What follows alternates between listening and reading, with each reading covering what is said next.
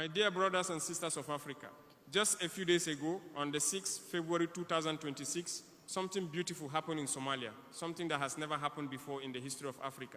Something so pure, so powerful, that the whole world is talking about it.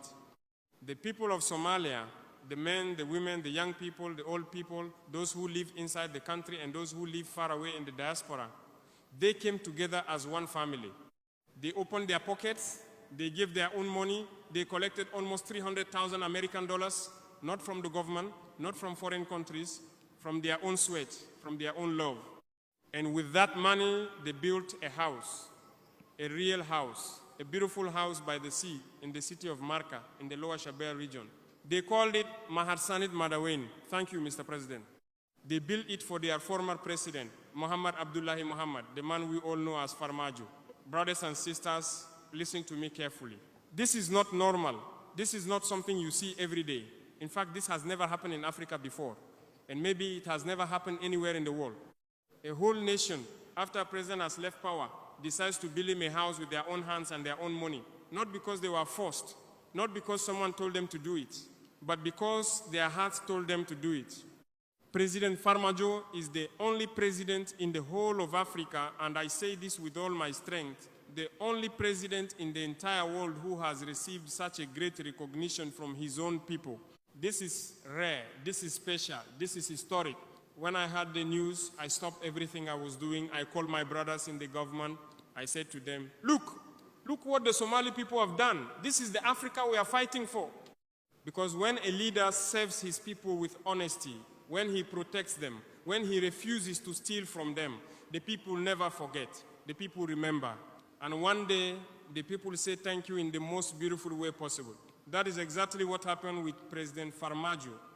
During his time from 2017 to 2022, he showed the world what a real African leader looks like. He did not come to power to get rich, he came to power to serve. He came to power to protect Somalia. And the Somali people saw it, they felt it. That is why today they built him that house. My brothers and sisters, this is the beginning of my message. In the next parts, I will tell you more about how Farmajo never stole even $1 from his people, how the Somali soldiers loved him like a father, and how the current leaders in Mogadishu are doing the opposite. But for now, I want you to feel this moment. A former president receiving a house from his own people. This is the power of truth. This is the power of real leadership. And this is why today, from Burkina Faso, I send my warmest congratulations and my deepest respect to President Muhammad Abdullahi Farmajo. Thank you, Mr. President.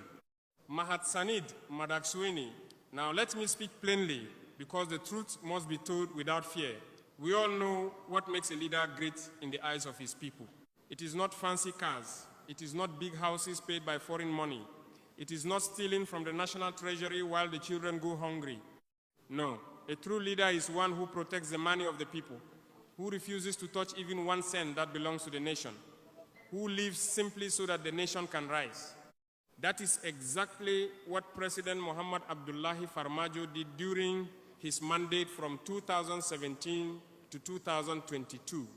From everything I have learned, from reports, from the voices of Somalis themselves, Farmajo did not steal. Not a single dollar of the Somali people's money went into his pocket for personal gain. Instead, he protected it. He fought corruption. He worked to rebuild institutions. He stood firm against those who wanted to divide Somalia. And the Somali military, the soldiers who carried the guns, who faced death every day for their country, they loved him like a father. They respected him deeply.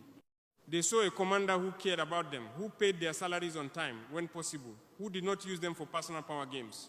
This is rare in our Africa today.